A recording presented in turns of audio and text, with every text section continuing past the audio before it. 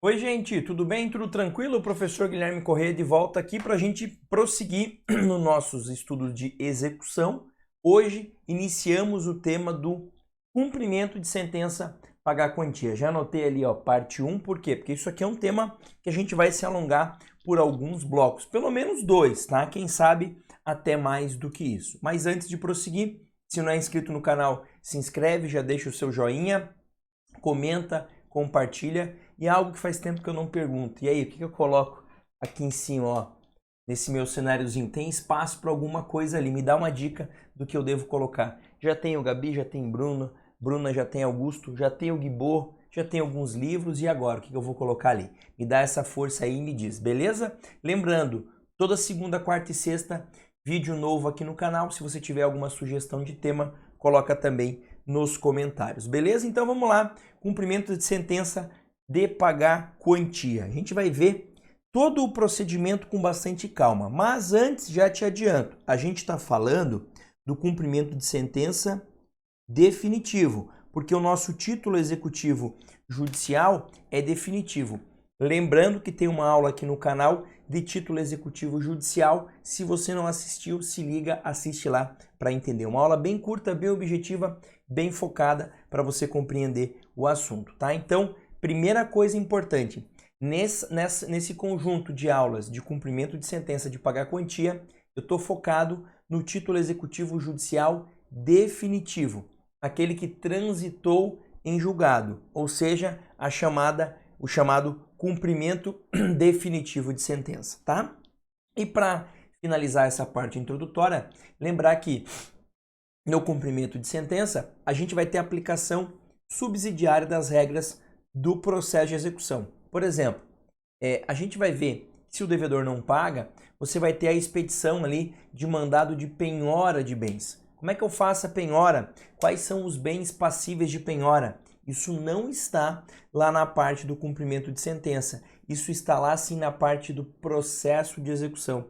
Então eu vou ter que, hora ou outra, me socorrer do procedimento do processo de execução para entender como vão acontecer as coisas, tá? Mas nesse início a gente vai focar naquilo que o código traz sobre cumprimento de sentença e, claro, alguns entendimentos da jurisprudência importantes. Legal? Vamos lá então, sem mais delongas, já começo dizendo para vocês o seguinte: para iniciar o meu cumprimento de sentença, eu preciso de requerimento do exequente. Gente, o 523 do CPC é muito claro ao dizer que o cumprimento de sentença terá início a requerimento do exequente. Então, cuidado. Eu, Guilherme, acho que isso devia ser de ofício, devia continuar, uma mera continuidade do processo. Mas não é assim que funciona. Não importa o que eu acho, não importa muito o que eu penso, importa o que é. E o que é o seguinte: se você tem uma sentença transitada em julgado, tá? E o devedor não cumpriu, não pagou espontaneamente, você vai ter que apresentar uma petição, tá? É uma petição inicial? Não, não é uma petição inicial. É uma petição para o cumprimento de sentença nos próprios autos, a fim de que tenha início a fase de cumprimento de sentença. É como se você tivesse que novamente romper a inércia do judiciário. Então o judiciário te deu a sentença, os recursos foram interpostos, essa decisão transitou em julgado, ou seja, se tornou imutável, mas para poder fazer valer ela, para fazer com que ela seja cobrada, efetivada, executada, você precisa de um novo requerimento, tá? Prof, como é que eu faço esse requerimento? Regra 1, é uma petição simples, não é uma petição inicial. Regra 2, você tem que instruir essa petição com a memória do cálculo. Então tem que trazer uma planilha do cálculo, mostrando qual é o valor que foi fixado na sentença e qual é o valor atualizado agora, os juros de mora, a correção, o que for. Claro, sempre pautando-se pelos critérios definidos na decisão que você está executando, tá? O 524 do código, ele, digamos, vai esmiuçar os requisitos dessa petição. Vamos dar uma olhadinha aqui, ó, no que ele diz, tá? Então, primeiro requisito, inciso primeiro, o nome completo, o número de inscrição no CPF ou no CNPJ, do exequente e do executado. Observado o disposto no 319, parágrafo 1º a 3º, tá? O que é isso? Aqui eu vou fazer uma mini qualificação, mas não preciso qualificar tudo como antes, endereço, como era numa petição inicial, porque isso já foi feito antes, aqui é só uma continuidade. O CPF e o CNPJ é mais para que você tenha condição de, por exemplo, eu vou fazer a penhora numa conta bancária do executado. Eu preciso do nome e do CPF dele para poder buscar isso na instituição bancária, tá? E o que é observado, professor? 319, parágrafo 1º até o parágrafo 3º. É aquelas regrinhas de que se você não tiver esses dados, você pode pedir auxílio ao juízo para obtenção, tá?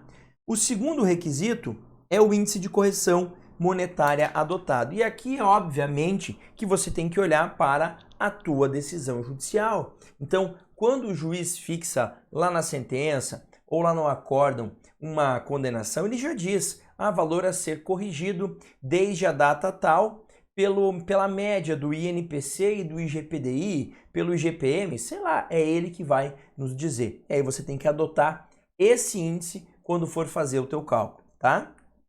Terceiro, os juros aplicados e as respectivas taxas. Então, nessa tua condenação, tem juros de mora? Beleza, de quanto? É 1% ao mês, legal, tá?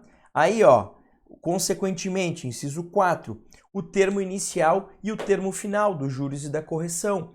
Esse juros é desde a citação, é desde o evento danoso, é desde a sentença, vai depender muito da situação que você está lidando, tá? 5, periodicidade da capitalização dos juros, se for o caso, se tiver juros sobre os juros. 6, especificação de eventuais descontos obrigatórios realizados. Imagine que o devedor já tenha pago uma parte, ele pagou uma parte da condenação, você está executando só o que ele não pagou, então você vai dizer, a condenação era de, sei lá, 40 mil reais, ele pagou 10 mil, estou descontando. Em resumo, essa planilha que você vai trazer, ela tem que trazer todos esses elementos, né, para que, de fato, ela reflita a atualização do valor, tá? E o último ponto importante é indicação dos bens passíveis de penhora. Esse é um aspecto que muita gente esquece na petição que dá início ao cumprimento de sentença, tá? Por quê? Veja, é normal o devedor não pagar, já te adianto isso. É muito normal que ele seja intimado e não pague. Sério? Claro que sim. Ele já sabe da condenação e se até agora não pagou, dificilmente vai pagar quando for intimado.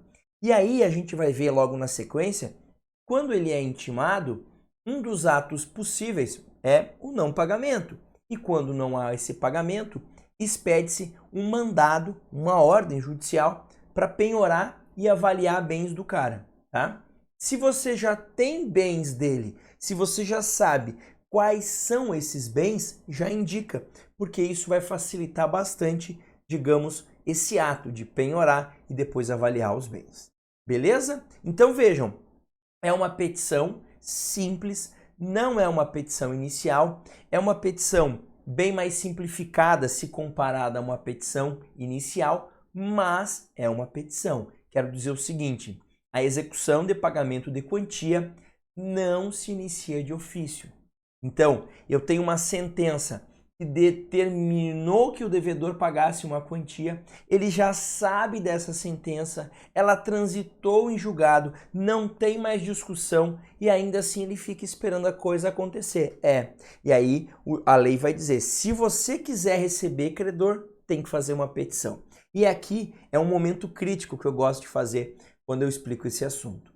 Vejam, muita gente defende essa regra do código dizendo, claro, o credor tem que manifestar o interesse em receber o crédito dele. Mas espera lá, quando você ingressa com uma ação judicial, por exemplo, atrás de uma indenização por dano moral, você quer o valor da indenização ou você quer receber o valor? Claro que eu quero receber. Eu quero que o juiz diga quanto eu tenho direito, mas efetivamente eu quero receber. Então eu não consigo crer quem vá ao judiciário e não queira que a decisão seja efetivada. Até pode ser que tenha um ou outro que diga, não, a sentença dizendo que eu tenho um crédito eu já estou feliz, eu não quero receber. Mas isso é bastante raro. Mas mesmo assim, o nosso código fez esta opção. Que opção? Em resumo, o cumprimento de sentença não inicia de ofício. O cumprimento de sentença precisa de um requerimento da parte credora manifestando o seu desejo, a sua vontade em receber esse crédito aí. Beleza? E esse requerimento segue o regulamento aqui, o estabelecido pelo artigo 524, tá? Esses requisitos aqui, ó, que eu trouxe para vocês, todos eles estão no 524, claro, você já sabe, mas não custa lembrar, do CPC. Beleza? Prof, e aí? O juiz recebe esse meu pedido. O que é que o juiz faz? É isso que a gente vai ver na parte 2.